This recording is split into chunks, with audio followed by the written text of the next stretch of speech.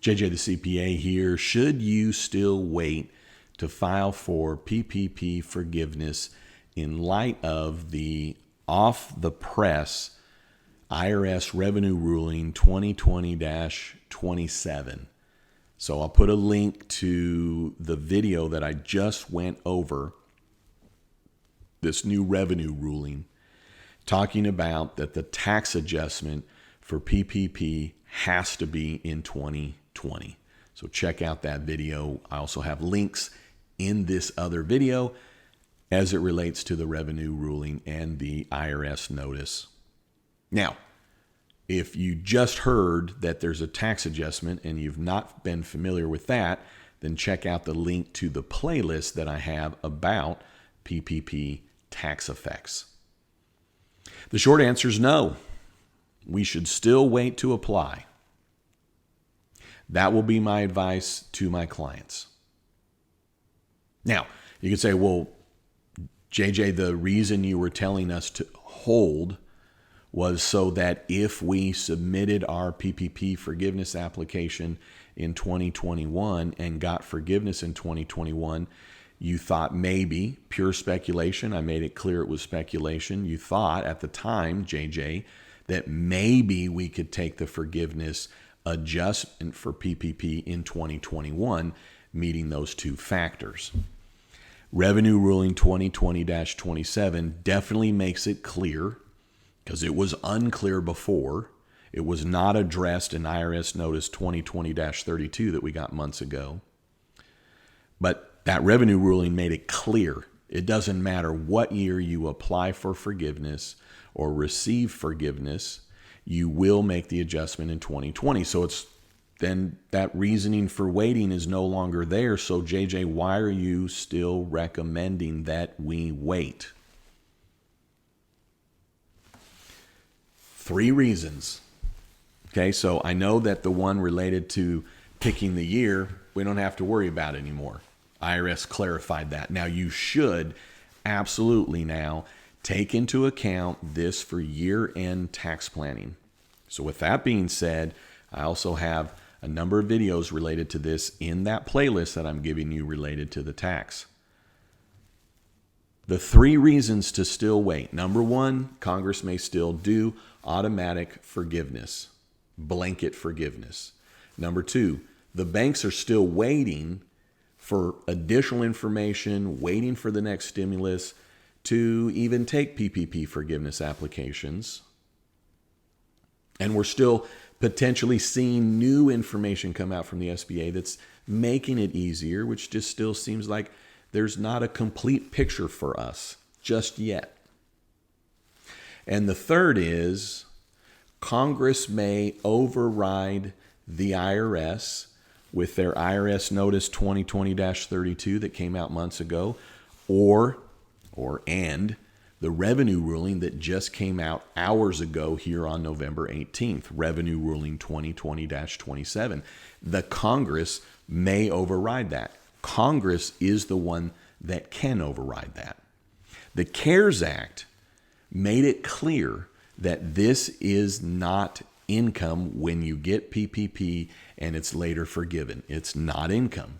The IRS has said, I get it, it's not income, but it's related to tax-exempt income. Therefore, those expenses are not deductible. And any money that you get that then later you don't have to pay back, you don't have to, or you're not allowed to deduct those expenses. I've said all along, that's what the IRS is going to do. And then the IRS clarified it months ago. I already knew they were going to do it. My hunch was they were going to require us to do it in 2020 because this is the year that PPP was received. It was the year that it was spent. Thought the IRS would require that to be 2020, and they have. But these 3 reasons right here, still my recommendation will be to wait. Let's also keep in mind the due date of the PPP forgiveness application to be submitted to the bank is 10 months after the end of the covered period. Let me tell you this, no way am I waiting till the last minute. I'm not a procrastinator. There's no way. But for most of my clients that got it in the earliest parts of the PPP loan program, Their 24 weeks just ended in the last month or so, which means that we have plenty of time still into the summer of 2021 to apply for forgiveness. Now, with my clients, I know 100% with every single client, they will get every penny of their PPP forgiven. So I already know the tax adjustment. I already know that we are going to have whatever they got in the PPP as a tax adjustment reduction of expenses in 2020. But it doesn't change the fact that there's these 3 additional reasons to continue to wait. Now, if you don't want to wait, you don't have to. What you have to remember is, as a practicing CPA, 28 years, there is benefit to patience. Okay? I'm kind of like an approach of a sniper. I'm going in with a scalpel, okay? I'm not going in with a machete, and I'm not going in with a shotgun. I'm being precise, and that requires patience to get the lay of the land, to really see what it is that we're slicing and dicing here, to really see what the target is here, really focusing in, and that requires more information. What more information? Well, more information on what documentation has to actually be provided for the self-employed. I've got a video talking about self-employed is not an employee. An employee doesn't have then payroll when you're self-employed, because none of that all goes together. None of it goes together. Okay? So I've pieced it together, but the SBA hasn't even clarified that yet. You have banks asking the self-employed for information that doesn't exist. And banks are still getting caught up. So if your bank's not hassling you and they say, hey, self-employed, just need to give us a Schedule C, you're done. Great, then go ahead and do it. You don't even have any tax effect anyways for those of you that are self-employed. But further clarification for the self-employed. What if you got too much? Is there going to be blanket forgiveness? Is the second reason. Is there going to be blanket forgiveness? Now, for those of you that you have the documents ready to go, you're not paying anybody to help you, your bank's up to speed and you want to put in that information and go ahead and get your forgiveness, you know you're going to get 100% forgiveness, then go ahead. I know my clients are going to get 100% forgiveness. I don't really have to have more information. I don't really have to hope there's going to be blanket forgiveness because none of my clients got too much. But if we get blanket forgiveness, automatic forgiveness, and my client can just go zip and they get forgiveness versus pulling together the documentation that's currently required, that makes a lot of sense to me to hold off just a little longer. Now, stick with me. The third, though, is what if the IRS overrides, scratch that. What if Congress overrides the IRS about this tax adjustment? Now, let me be clear. If Congress did override this, it wouldn't matter if you put in your forgiveness and got it, you'd still get the same treatment, right? You'd still get the same treatment. But if the IRS, in essence, gets overridden by Congress, we would probably know that in the next stimulus. And in the next stimulus, we'll know about if there's going to be automatic forgiveness. And in the next stimulus, there's going to be, hopefully, further clarification with the self-employed. And guess what else? You ready for this? This is where the patience comes in. This is where going in with a scalpel and with a sniper scope really benefits you. We're hoping there's going to be PPP2 in the next stimulus. There's no way that if you don't have forgiveness in PPP1, that it would affect PPP2. Now, some of you have already gotten your PPP forgiveness. I mean, that's awesome. I'm genuinely happy for you. Don't take what I'm saying, telling you don't go file for forgiveness. I'm not saying don't go file for forgiveness. What I'm telling you is I'm not letting any of my clients go file for forgiveness for what I just indicated to you. Now with PPP2, knowing that there's no way PPP1 can affect PPP2 because there's no way the SBA can get all of the PPP1 determined and forgiven in time for PPP2 to come out. There's no way that there's going to be a contingency there. But with PPP2, there's going to be qualifiers. There's going to be additional information, additional qualifications. There's going to be additional applications. And guess what else? Guess what else? There's going to be then another set of PPP forgiveness that would go with PPP2, assuming it comes about, which I think it does. So if somebody got PPP1 and PPP2, seems logical to me, most likely logical to me, that if you got both, you could do one application for forgiveness for both. Maybe not, but it seems practical. So by just waiting to see what's in the next stimulus, to see if there's PPP2, see what the parameters are for that, to then save time and effort. So at this point, here's what it's about mostly. Getting more information, getting the banks caught up, seeing if there's automatic blanket forgiveness, see if Congress is going to go override IRS. Yes. But fourth, PPP2. It's about saving time. It's about saving effort. 10 months we have to put in for PPP forgiveness application. Let me tell you this. Let me just tell you this.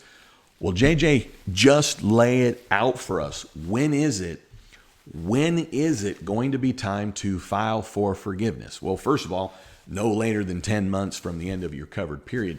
But for me personally, for my business, and for my clients, it will be once we know the next stimulus bill, the next stimulus act, the next stimulus law. When we know that, we will have all the facts and circumstances of rules and regulations, automatic forgiveness, if any, the IRS being overridden, maybe, and PPP2. There's a minor hunch, pure speculation. It's only based on my experience. You can't find it anywhere because no one else is talking about it. But I wonder this. I was telling to my client, pure speculation. There could be in the next stimulus that maybe you have an option. You have an option of PPP2 or you don't have a tax adjustment from PPP1. Okay? I'd like to know that before I do anything. So when the government says you got 10 months from the end of your covered period, and that 10 months is sometime in July or August of 2021, and I don't have all the information in front of me, I don't know the next stimulus, we're headed into another potential closing around us, partial, full, whatever. Just makes sense to gather up a little bit more information. When do I think the next stimulus going to come? At this point, political environment, holidays, probably going to be after the inauguration, after January 20th. So every president is inaugurated every 4 years. Okay, whether they're returning or it's a new one. There's an inauguration day, January 20th, every 4 years. The next stimulus at this point is going to be after January 20th. Once we know that, then we're going to apply because we'll have all the information. If for some reason there's no additional stimulus package, which would be a crime, then I'll be doing them right after April 15th. Still months in front of. So for those that are just too anxious, just want to get it over with, you don't trust this circumstance, you think it's a hoax, you're just, can't go to sleep because I got to get the forgiveness. It's okay. Go ahead and do it. Go ahead and do it.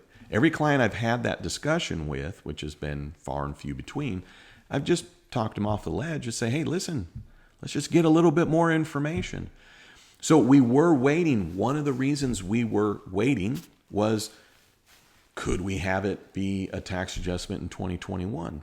The answer now we know is no, but it doesn't change my recommendation to my clients that we are going to still wait until the next stimulus. When we know the next stimulus, we got all the facts and circumstances, boom, floodgates open. Let's go ahead and apply for PPP forgiveness. The only thing is, if it's in the middle of tax season, I'm going to wait till the end of tax season, to the end of April 15th, to put in the PPP forgiveness applications. There's only so much time in the day. So that's where we're at. All right. Hey, thanks for tuning in. If you made it to here and you're not a subscriber, you're missing out. You need to subscribe. Put on those notifications, folks. Check out my community page and my stories on my YouTube channel, because if there is headlines, if there's a little bit of new information that doesn't warrant a new video, then I'm putting it on my community page and I'm putting it on my story, 15-second videos. All right. Hey, thanks for tuning in. Love it if you'd subscribe. And then don't you ever forget, you've never met a CPA quite like me. All right. Hey, have a great one.